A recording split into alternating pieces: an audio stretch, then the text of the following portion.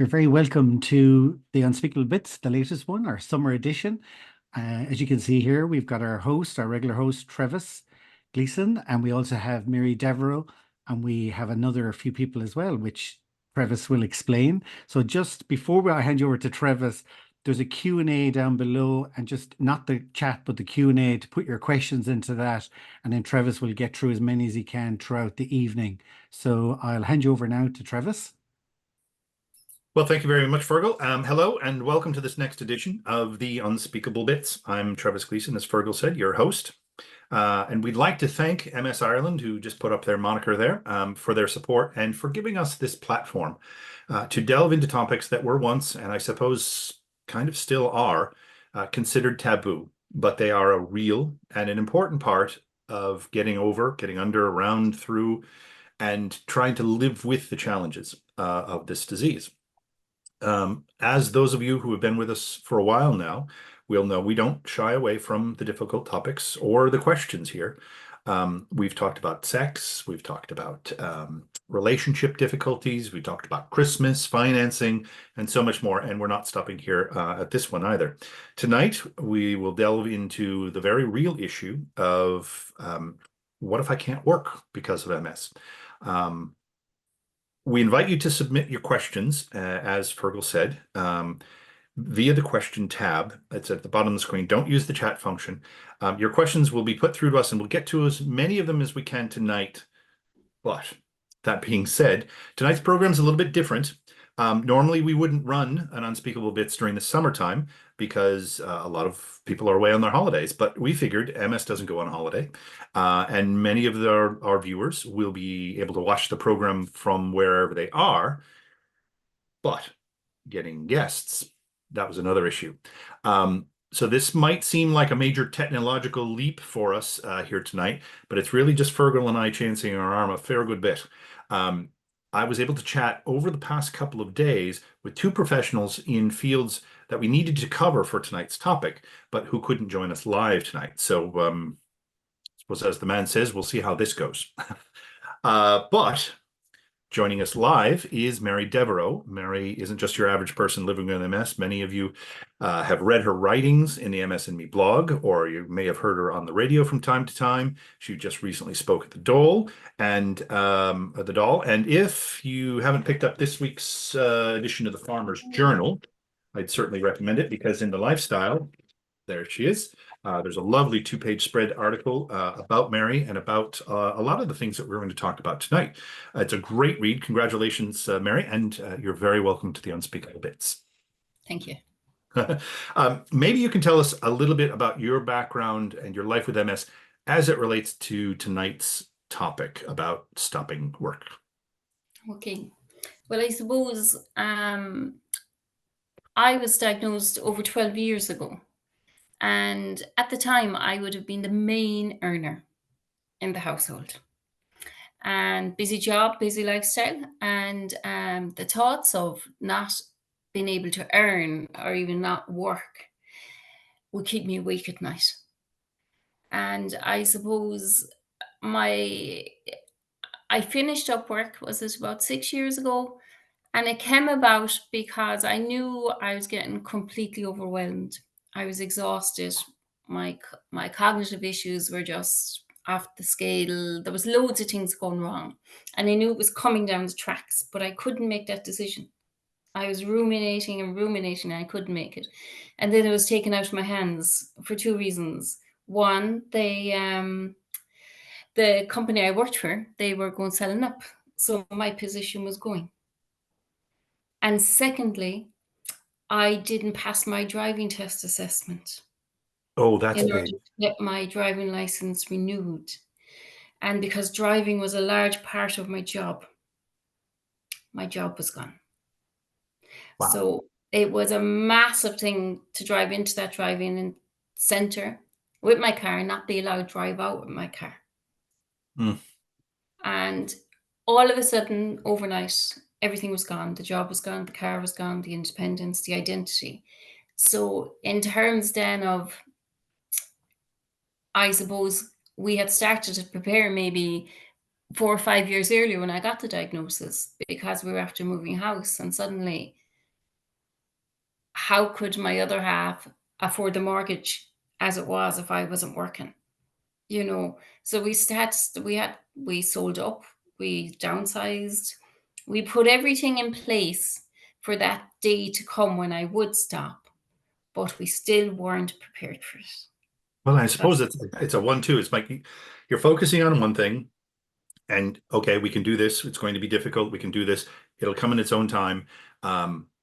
And then they sell up, so it's going to happen a little faster. And then bang, your independence is taken away in another way. Financial independence is gone, and now your independence in driving. It sounds like as much as the first part, when we get into the psychosocial mental health parts of losing one's job, you're going to have a lot of experience to talk about at that one. Yeah, yeah. Well, speaking of that, we want to move on. We work for money. We work to live. And having to stop working, even for a little while, can put a strain on the family and our lifestyles, as Mary was talking. And yesterday, I was able to speak with Siobhan Lynch. And Siobhan is an MS Ireland community worker from the southern region, Cork and Kerry, about entitlements, about allowances, which we might be able to avail if we're having to leave work due to MS. It's a convoluted process. Nobody from the government or even Citizens Information wanted to be on with us and be recorded because things change so much. So we're very happy that Siobhan gave us some time. So we'll give this video thing a go. We'll see how it works. And as Gay Byrne used to say, roll it, Roisin.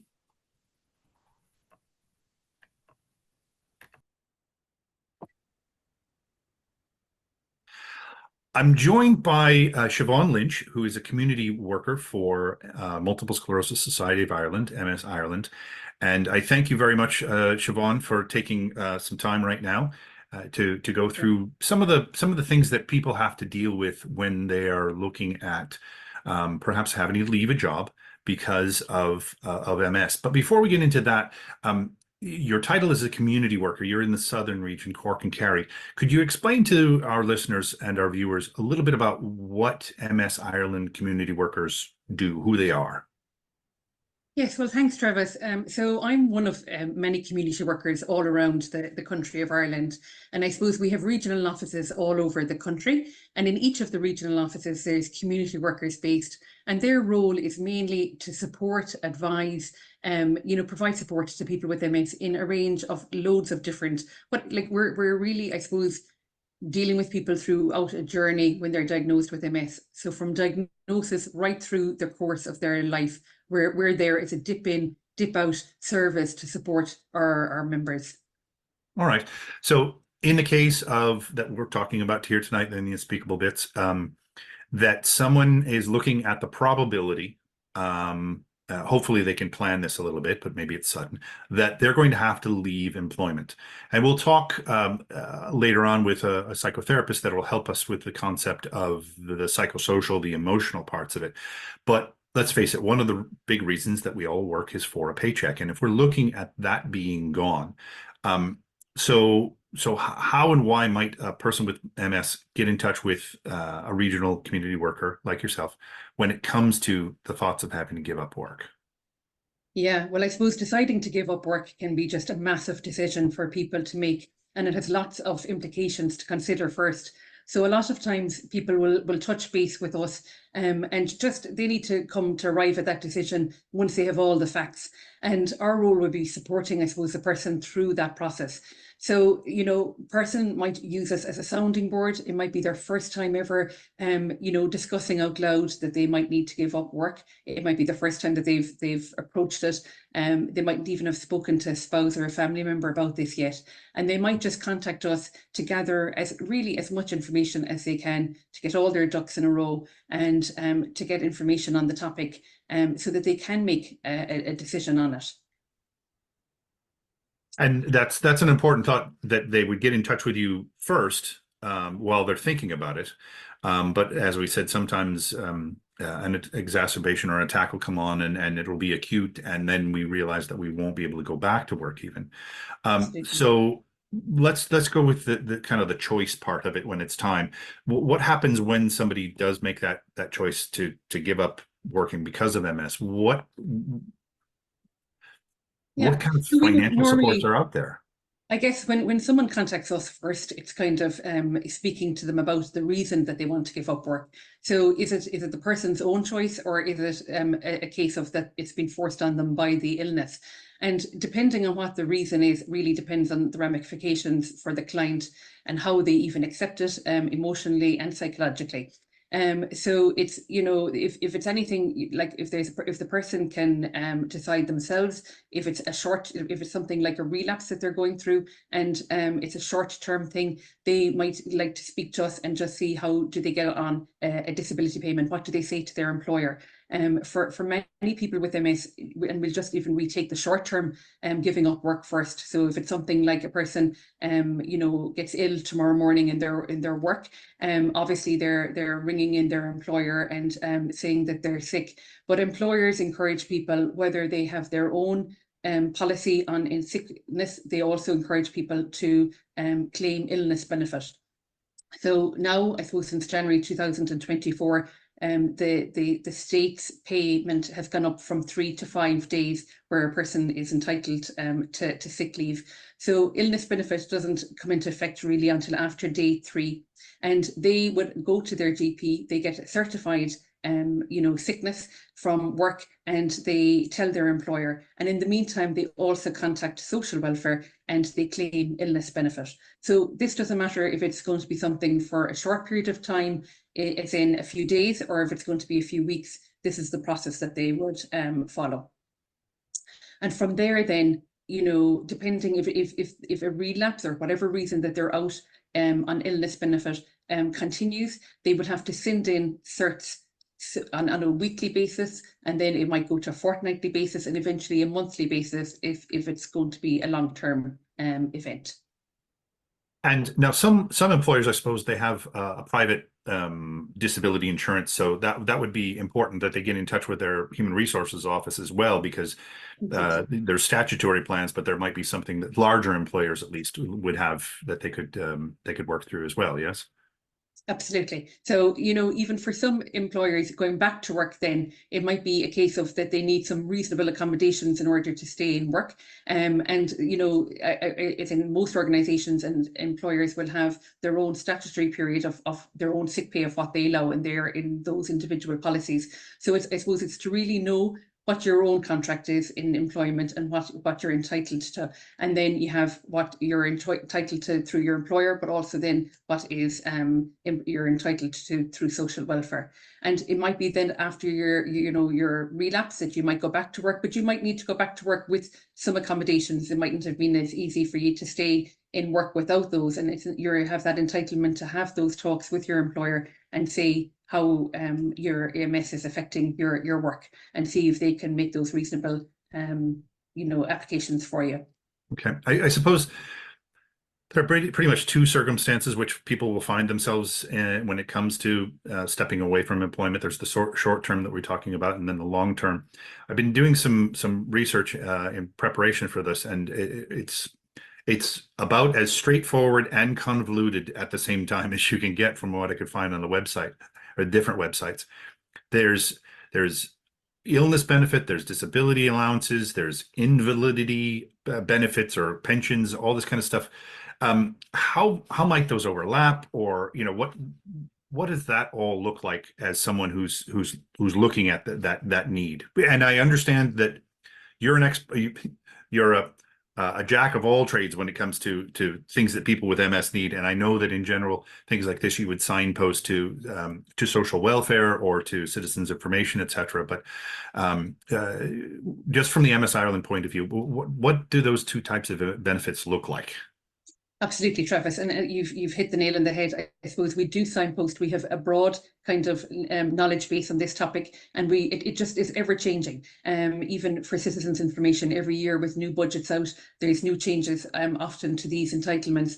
So we would always encourage people to contact their citizens information centre, and there's local citizens information offices all over the country. But for some people, they might know the person that works in there, or they might feel, oh, you know, they don't want to be making these inquiries. It is a confidential service, but they also have a national helpline that people can contact, and it's open from Monday to Friday from about 9 in the morning till 8 in the evening. So even people that are working, you know, maybe split shifts or anything like that can also access them. And I can give you their number. It's 0818 07 4000. So it's I'm sorry, could you say that one again? And then we'll also put it into the descriptor of the program. Yeah. So their number is 0818 07 4000. Okay. And they're available, as I said, from 9 until about 8 o'clock in the evening. And people can ring up, and it's a completely confidential service. So nobody's giving their PPS numbers. People can make, you know, specific inquiries, because really this is, you know, very specific to the client. You know, their circumstances is going to be different from the next person. What they have, how much money they have in their bank accounts, all will vary. So I suppose, you know, to get that individual unique kind of information as to what they can do, they can contact Citizens Information themselves. But broadly speaking, just to explain it maybe simply, and this is just my understanding of it, but really for any person with a disability, I suppose there's two types of payment in Ireland. There's a disability allowance payment, and anything allowance in Ireland is a means tested payment. And then we have illness benefit, and anything benefit is based on your PRSI contributions. So if you take just the example we were saying earlier of a person that maybe is just going out on sick leave on a short term, they'll be going on illness benefit. They can come back into work as normal, and they could be out again at another period of time, and they will be applying for illness benefit again. Then, however, if the problem is longer, so if a person needs to stay out for much longer, if they have the social PRSI contributions, which they will go through with you in Citizens Information of exactly how much you need, then you are entitled to be on illness benefit for up to 2 years. So if you see the condition is lasting, you know, going to continue for you, you can be on that illness benefit for up to 2 years. And then from there, you can go on to invalidity pension, which is kind of the long-term payment that you're on until you reach your pension age. And a person you don't have to wait the sole 2 years to apply. So if you feel like after a year that, you know, you won't be going back to work, or you've made that decision to, you know, give up work fully, then you can apply to go onto that invalidity pension at that point. So that's for the working people that are basing if they have enough PRSI contributions. If, on the other hand, for example, you don't have enough and you're not meeting the criteria of the recommended PRSI contributions in the previous years of work for any reason, because you could have been out of work, maybe you're only coming back into work for a short period, maybe you raised kids, you know, it could be for a myriad of reasons that for this type of person, well, then they would be going on. So where they don't meet the social you know, criteria of PRSI contributions, then they would be going on a disability allowance payment. And that allowance payment is means tested. So it takes in the means of the household. So if you're living with your spouse, or if you're living with a civil partner, then, you know, they're taking in the means of the combined income in that circumstance. However, if you're a young person and you're living with your parents, and they don't take in the means of your parents. So basically, that's the kind of two systems that we navigate with clients and tell them. So it's like either, you know, and I think it's important that people know what's out there, because sometimes it's, you know, it can be stressful time to give up work, but it also can be stressful if you can't afford financially, you know, if you think you're going to be getting the same as you earned. And a lot of the payments in Ireland are generally in around the same, maybe, you know, amount of money, give or take, 10 or 20 euro, but they could be in around 230 euro a week. And I think it's important to people know that before they make a decision, because it can also be very stressful if you give up work thinking you're going to get lots of money, and then you have the stress of a financial problem afterwards. So it's to balance both, really. And you were talking about the overlap there between illness benefit and the invalidity. Jesus, yes, you know what I'm saying. Yeah, the pension. Yeah. We'll get into that in a second, but it sounds like between short-term, the sickness and the illness, and then the longer-term pension programs, et cetera, that there aren't a lot of large gaps to fall through in between. It's not like there's long waiting periods in between when these benefits kick in. Is that correct? Yeah, so I would be saying to people to apply so you can apply for illness benefit, as we said, straight away.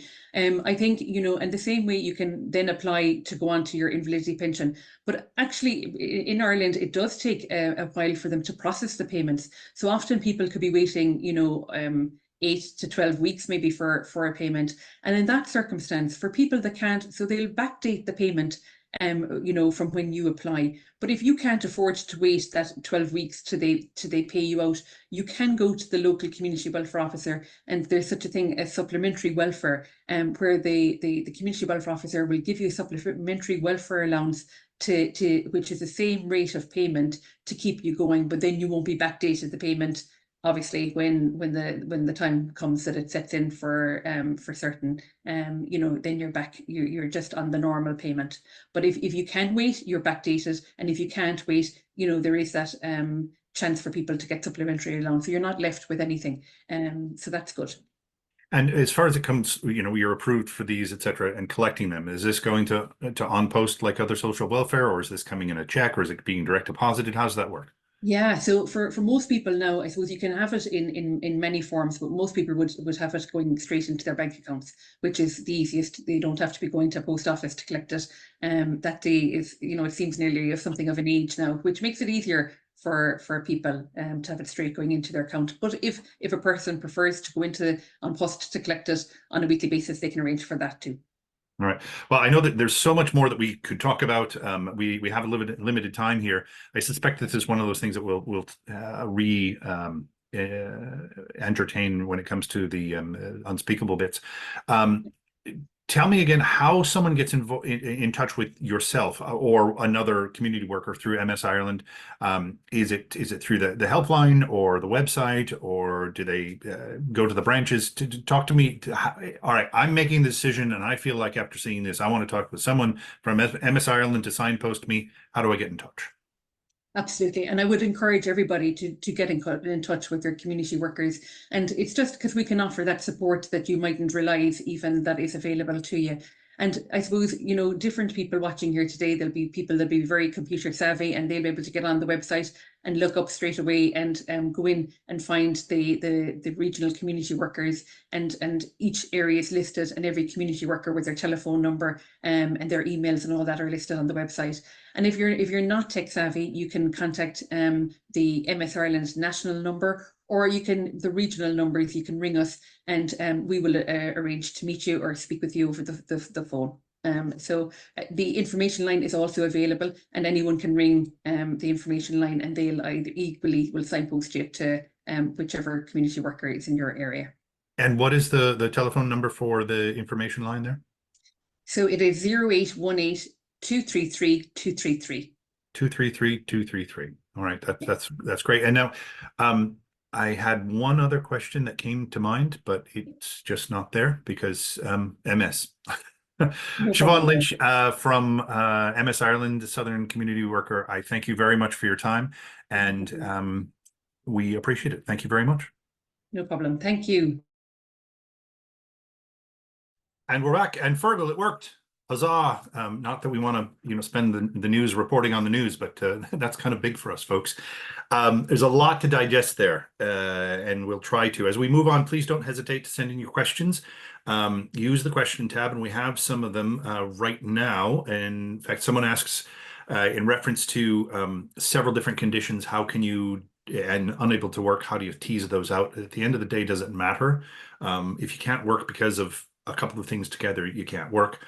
Mary, you might be able to answer this one. Someone says, do driving license need to be renewed? I think they do. Is it every 10 years? They do. And with the new forms, you have like nearly 50 boxes you have to tick if you have this condition or that condition or the other condition.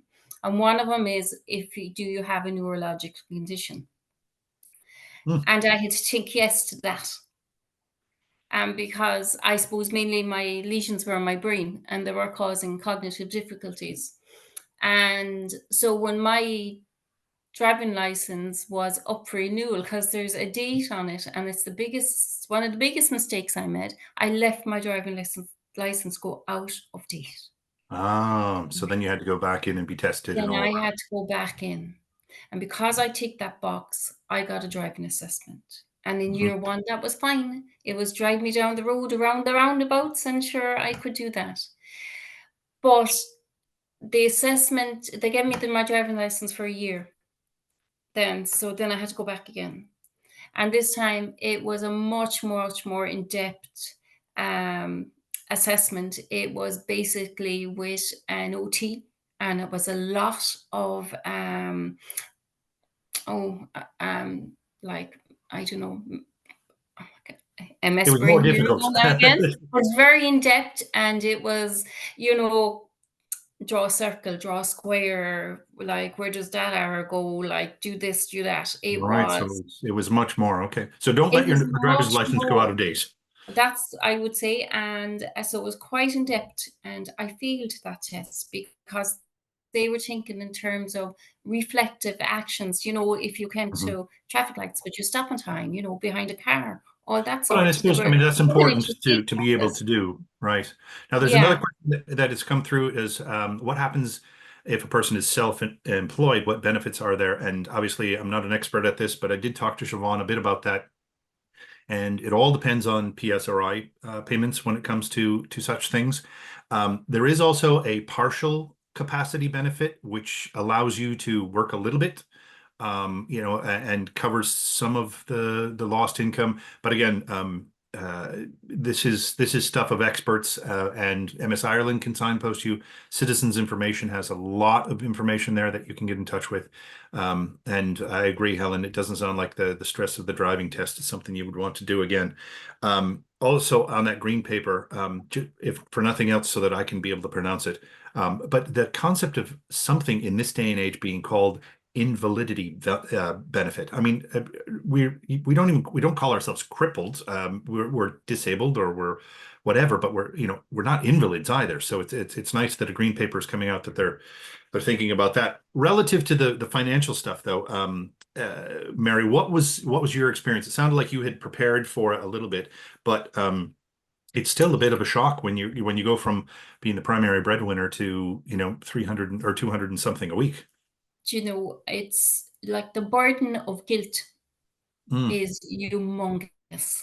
It's absolutely humongous, because, okay, you might have sorted the mortgage, but then you're worrying about everything. You're worrying about your doctor's bills. You're worrying about your children wanting suddenly new bits and pieces that you were able to buy before, but now you have to think. And you're trying to plan ahead in, well, 5 years' time or 10 years' time, my savings are not going to be replenished. You know, everything I take out now, the figure is going down. It's not going up. You know, so that, and the longer you go into it, you know, the more you can see that line dwindling. But also, I have to say, I found with any of the departments, none of them spoke to each other. So the taxmen didn't know what the social welfare were doing, and the social welfare didn't know what someone else was doing. So you were getting constant, like, tax bills, or you owed them money. They never owed you money, you know. And, you know, it's a scary time. And I found the first 2 years you feel you might, if you're lucky, you have a bit of a cushion. But then you've got to start making decisions, what you can keep and what you can't keep going forward. Now, there's another comment that comes in and says a lot of people have mortgage protection or illness cover or private disability insurance. As you're thinking about it, it's also a very, very good to take a look at what insurance policies you have on some of these loans, et cetera, as well. But of course, well beyond a paycheck, we all work for other reasons. And when that part of our life is let's face it, it's ripped away. MS is a thief, and it takes away that from us. There can be some serious grieving and flailing about, I should say. Earlier today, I spoke with a psychotherapist. Her name is Sara Ruane, about preparing, just like we would prepare for the financial parts, preparing for some of the emotional aspects of not being able to work. So, Fergal, let's give it a go, shall we? And we'll see if it works.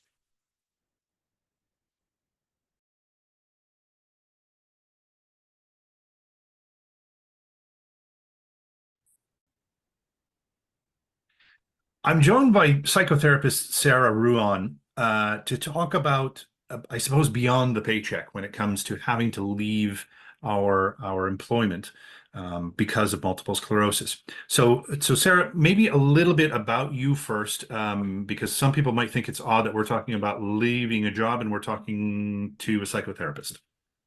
Sure, yeah. So as you said, I work as a psychotherapist.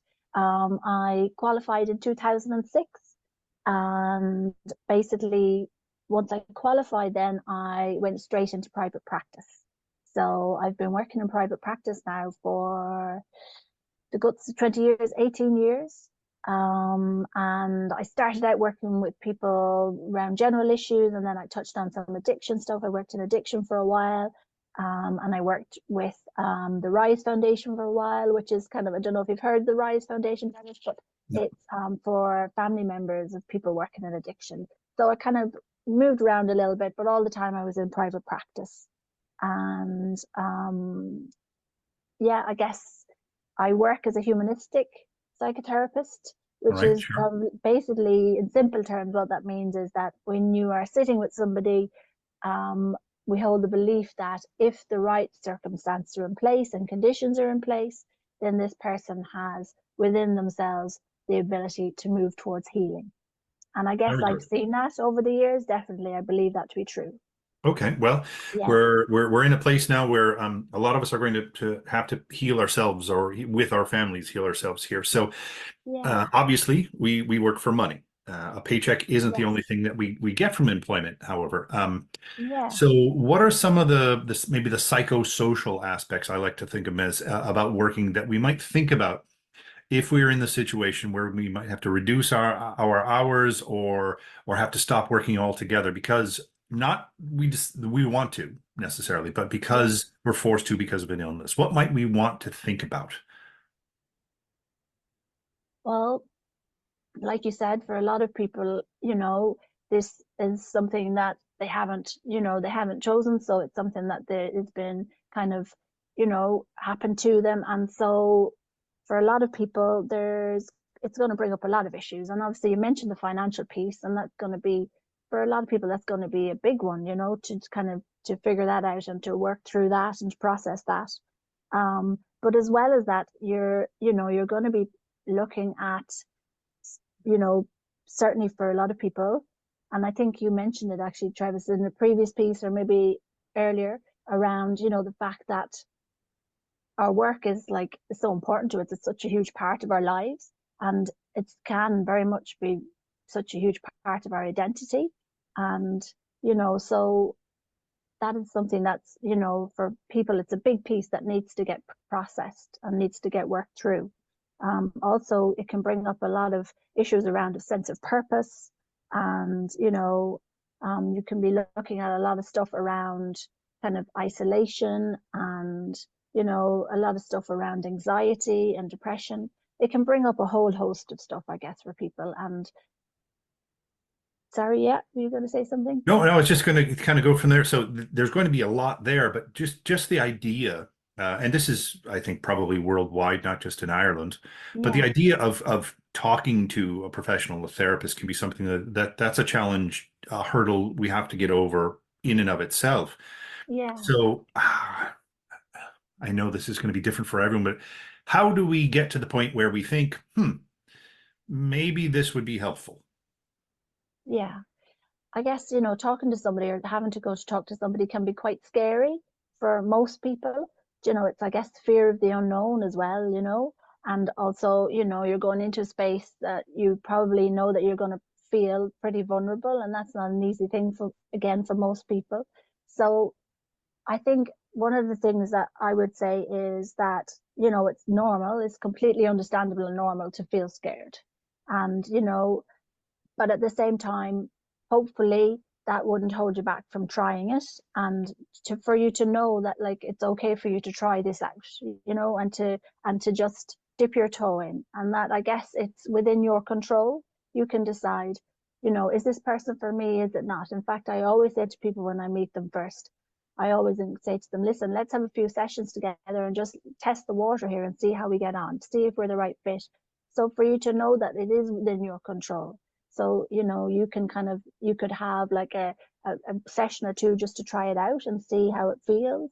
If it's too much, then you can leave it, you know. So just to know that you decide, you do what's right for you on that, and to make sure that you know that you do get the right person and you do get the right fit, and that you do trust your gut on that, you know, and that you don't feel like, you know, oh my God, I've started this process now, I have to commit to it and see it through, you know. And it's not like, you know, the 1960s films where you're laying down on a sofa and someone's with a scratch pad and noting Exactly. you are like some bad film.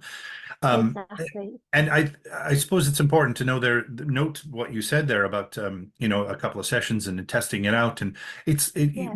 I think a lot of people think that they're signing up for something that's going to be, you know, very dear and very long. A couple of Yes. sessions for some people might be enough to help them on the Exactly. road to, as you said, humanistically to sort of heal themselves in this. Exactly. And to know that it's within their control, that they can try it out. It's their space. And if they're not happy and if they're not comfortable, to trust that. And, you know, maybe bring it up in the session. And if it feels like it's not going in the direction that you want it to go in, that you have choices, you know, that there's loads of options out there. And I suppose we all want to, I mean, everyone wants to feel normal. And I always say this about people with MS and probably chronic illness in general, that we all want to feel normal in our abnormalities even. Yeah. But there are going to be a good few emotions that we have to face when we decide that it's time to stop working, so that maybe we feel normal. What might some of those emotions that we're heading into, what might we prepare to feel? Yeah. You know, I guess, look, at the end of the day, everybody's an individual. So it's probably not an ABC, you know, map. This is you'll feel this, you'll feel that, and you'll do this and you'll do that, and that'll be it. You know, everybody's different, but at the same time, it is such a huge transition for anybody. Even the thoughts of giving up work is so huge, you know, for anybody. And I think even building up to that point is a process within itself, you know, to kind of, if possible, I would encourage people to support, I suppose, support. And if possible, to have people to really, whether it's a family member or a therapist or a friend, but just to really kind of break it down in steps for yourself and to make it less scary, I guess, you know, to know that you don't have to figure it all out on your own and you don't have to leap straight into it, to really take your time around processing in it.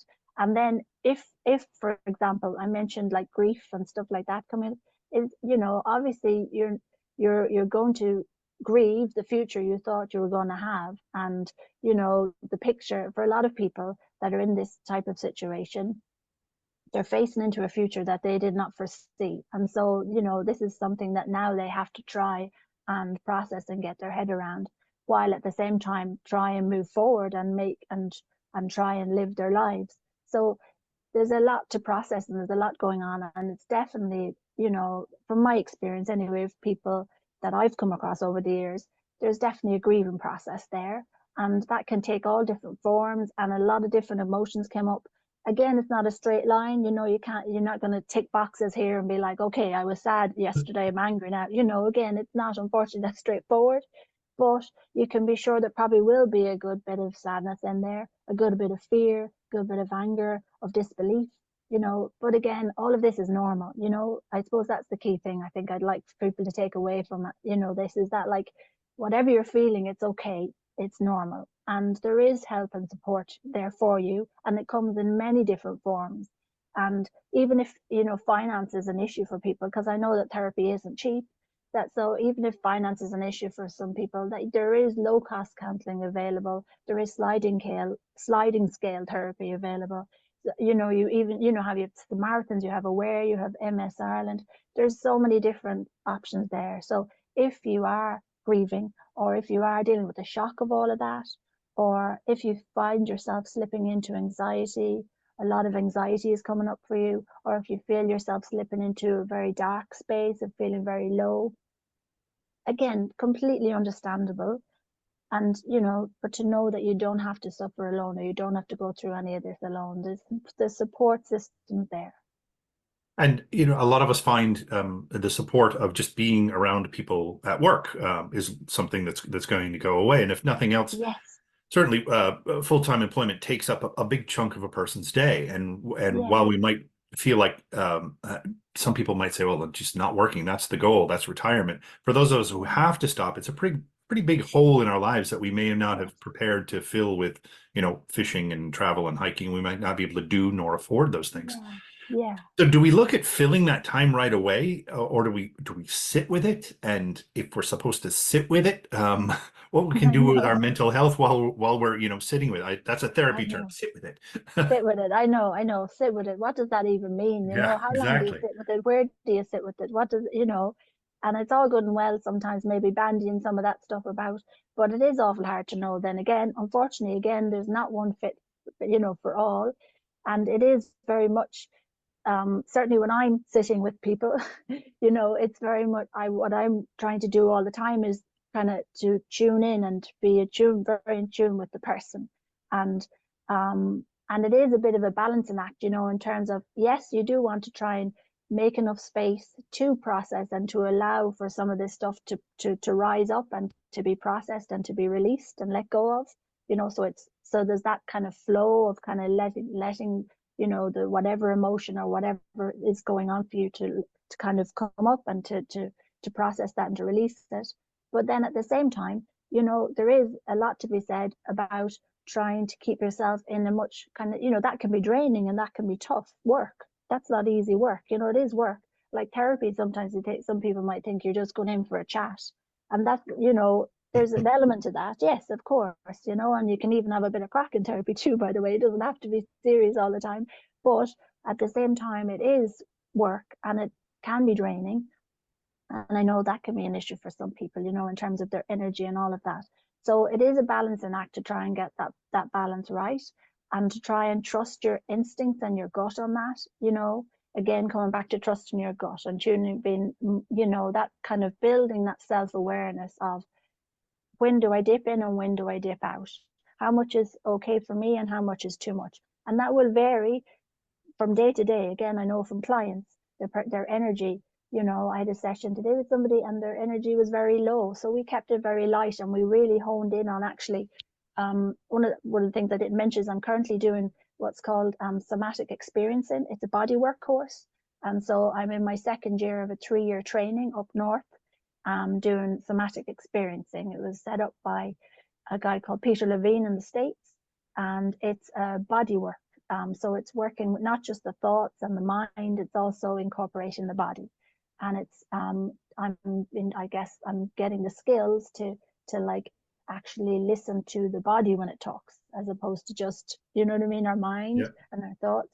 So it's a way of working with the body that so you work with the body and towards healing. Again, it's about listening to tuning into the body and following the body's lead, really, in terms of what it needs, and towards healing ultimately. Well, I'll tell you what our bodies need is a cure for MS right now. Yes, and exactly. You know, as you said, a bit of crack and humor is yes, always good. Exactly. And I have to admit, when you said earlier, I'm most assuredly is one of those people that identified myself as my career. Yes. So there is a good bit of grieving that goes on for the former self when you stop working. Yes. So I know there's the, you know, the grief circle and Kubler-Ross and all that kind of carry on, Yes. but Yes. I'm always a big, profound believer in that forewarned is forearmed. And so just giving a few people, or giving people a few ideas of what sort of, we might not think of that we're going to grieve the loss of a job like we would a pet or a family member, but there are levels of grief in that. Yes, absolutely, for sure, no doubt about it. Because like you said earlier, like, you know, you're not alone there. I would say most people, you know, I mean, we get a lot of sense of purpose, you know, it's kind of like you said, it's, you know, you've got your, even in terms of connection, you know what I mean? You mentioned earlier about connection and all that kind of stuff, and having colleagues and all of that kind of stuff. There's a lot of stuff tied up with our career potentially, you know, so definitely it is without a doubt a grieving process. It is a process that, you know, we need to go through, and it's something that, you know, I guess again for people to know that is, in a way, like you say, for them to know that it is happen, it probably will happen. There's a strong chance it will happen, but that when it does, maybe not to I guess, again, coming back to the compassionate piece, to try and be compassionate with yourself and to try and be patient with yourself and to understand this is huge, this is life-changing, this is going to bring up some stuff for me, it is going to trigger a lot of emotions, and to be able to try and have some compassion with yourself around that. You know, I mean, I'm a big believer in kindness and compassion. I think we're really good at being kind and compassionate to other people. I think that's probably easier. But when it comes to ourselves, we can be devils. Do you know what I mean? It's very hard to turn that inside. Sara, sure, you know yourself. Exactly. I do. We all are in that together. It's true for all of us, you know? You know, a friend of mine called this part of life, it's going from thrive to survive. And a lot of times it can feel like that we were on the top of the world and now we're scratching at the bottom. And so I suppose that there's a level of embarrassment that can creep into our lives. We see those around us pulling their weight in society because that's one of the reasons we work, and for affording their families more or nicer things to do. How can we, using that compassion and kindness, how can we not beat ourselves up when, you know, we start thinking down that financial, emotional road? Yeah. I mean, again, that's huge, isn't it? You know, it's the old critic, you know, that inner voice that like can be quite cruel sometimes. But again, I think, you know, coming back to ourselves and kind of trying to build that internal awareness, you know, and to try and kind of go, okay, here we go. You know, this is, you know, because we usually have, like, I would say, a handful of things that kind of keep coming back around and around, these kind of core beliefs or these kind of negative thoughts. They tend to come, you know, they come and go. So it's kind of, again, it's kind of getting to know yourself and realize, okay, you know, I'm slipping down that rabbit hole again, you know. So having that awareness and being able to see that kind of stuff coming. And so I guess the sooner we catch it, it's a bit of the sooner you catch it, the better, because otherwise it can tend to be a bit of a snowball and you could lose days or weeks to it, you know. So it's trying to like tune into what these beliefs are, what these kind of negative thought patterns are. And again, bringing in that compassion and trying to be, you know, I sometimes say to people, trying to be your own best friend, you know. What would you say to a friend of yours if you're having a cup of tea at the kitchen table and they were saying some of these things like, you know, I can, like, you know, I'm useless, or I can't support my family in the way I should, and all these kind of things. You know, you would never let your friends speak to themselves like that. You certainly would be coming back and kind of saying, listen, that's totally unfair. Do you know what I mean? That's not the case. And putting up an argument against that. So again, you kind of have to do that for yourself a little bit. But the awareness is first and foremost, trying to catch it early and just to trying to kind of not let it spiral, you know, because it just brings us into a very dark place and drags us down. Again, energetically, it drags us down. No good will come of it, you know. So it's just trying to bring in that kindness, bring in that compassion, as you would with somebody else. Yeah. And I mean, it sounds like stopping work is going to be a lot of work, to put it that way, you know. Where can someone go to find a person such as yourself, or on that ladder of different psychotherapies and counselors, etc.? Where could someone find help if they want to move forward in the mental maze that is that time and place in their life? Sure. Yeah, again, look, it depends, you know, on lots of different people's circumstances. So, you know, I mentioned earlier, you've got, you know, obviously MS Ireland is amazing and has lots of services to support people. You also have the Samaritans and you also have Aware. You know, one of the positives that's come out of COVID, I guess, to say as well, is that you have the flexibility, even for us now doing this online. You know, it's much more common for people to do stuff online. So you have therapy online now, you know, you have support groups and you've one-to-one. I work part-time, face-to-face and part-time online, you know, so I combine the two. So you have, you know, you have the online options if it's a case that's difficult for you to get out or to go and see somebody, you know, if that mobility is becoming more and more of an issue, you have the online option. So in some ways, the world is becoming more open and more connected in that regard. You have organizations, in terms of the organizations. So I'm accredited to an organization called MIAHIP, which is the Irish Association for Humanistic Irish, I'm blank now, an Irish Association for Humanistic and Counselling Therapists. It's a mouthful. So it's IAHIP, IAHIP, IAHIP. Right. And you also have IACP. And what they're governing bodies. And what that means is first of all, you have to get qualified. And then once you're qualified, you have to work up X amount of hours before you become accredited. And so it just means that so the IHIP and IACP both have websites, and it means that if you go on there, depending on where you are in the country, you can also, if it's a thing that, affordability is an issue for you, you can put in low cost counselling and people will have that in there too. So you can filter through that. But it just means that when you're going on there and you're searching for somebody, it means that you're going to get somebody that A is qualified and B has X amount of client experience hours under their belt. So yes, the IACP and IHIP are the two organizations. I'll have our producer put that up in the comments. And Sara Ruane, I want to thank you very much for your time here. I know that everyone's schedule is all mixed up, so I appreciate you recording this for us. Yeah, and pleasure. we thank you very much, and I hope you enjoy your holidays. Yeah, keep up the good work. It's brilliant. All right, cheers. Thanks. As I said to her there, well, first off, again, Fergal, we did it. If we thought that working with MS was a lot of work, stopping work with MS is an awful lot of work.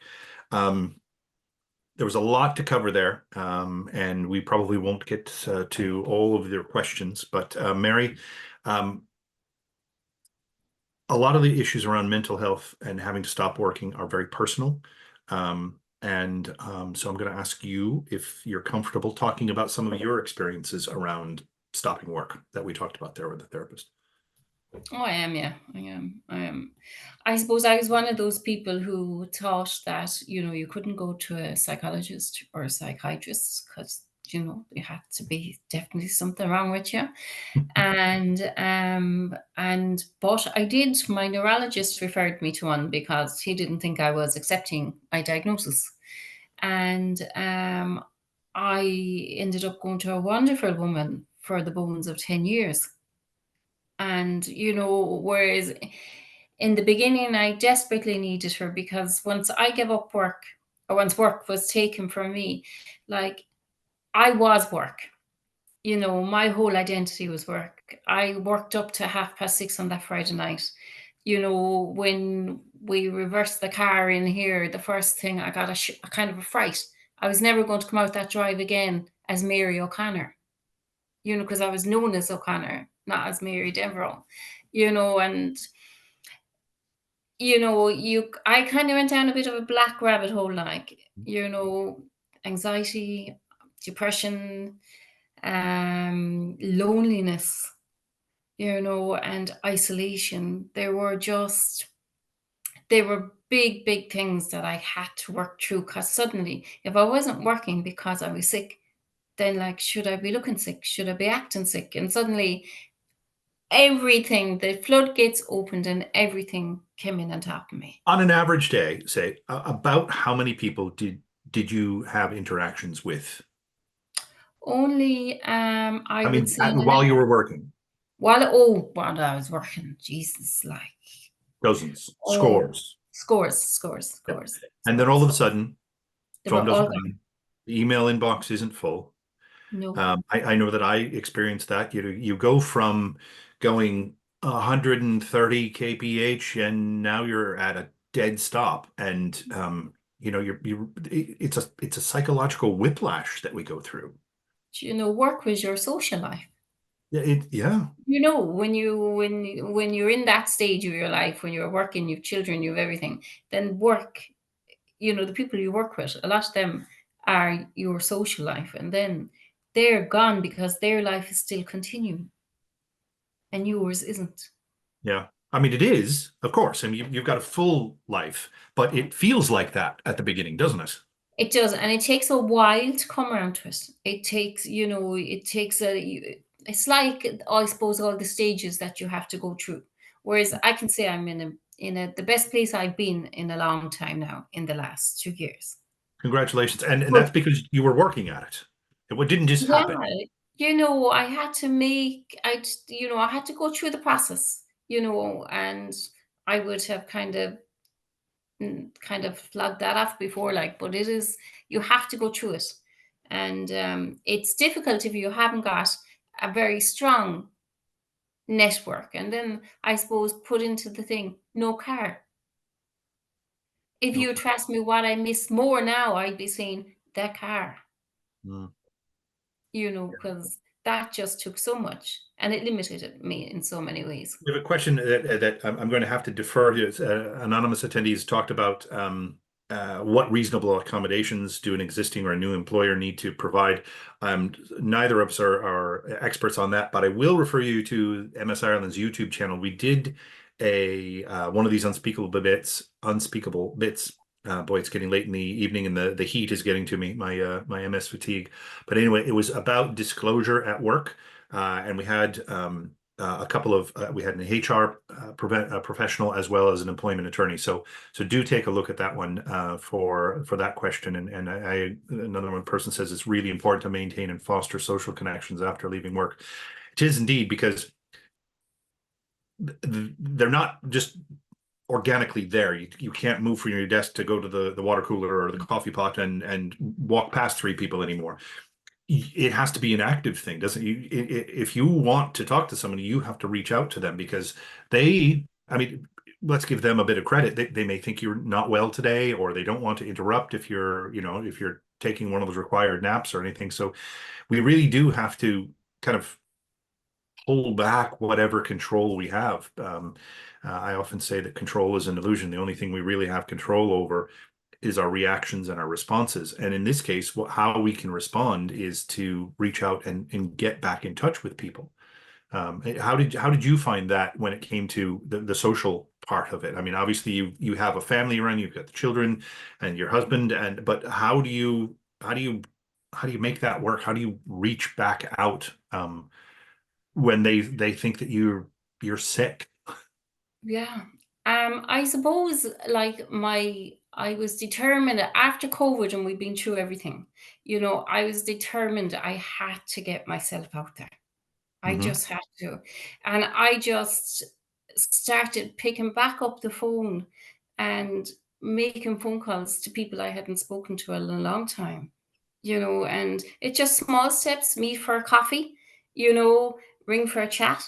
And I just found some new interests. Like I'm at the stage now where I'm saying to myself, Jesus, Mary, you've overbooked yourselves by 3 people today. Whereas What a good feeling, once huh? upon a time, you know, I Yeah. would have had 1 person in a week. Yeah, it's funny how a lot of us felt like just a tiny little sliver of a wedge of a life with MS was shown to the rest of the world when they had to kind of lock themselves down during COVID. You know, it's our isolation became their isolation. So I mean, I'm not at all saying that the COVID times was like MS or MS is like the COVID times. And I always use the term that it took me a while to get my head around MS before I could get my heart around living with MS. So it sounds like you did the same thing. It took you a little while to get there.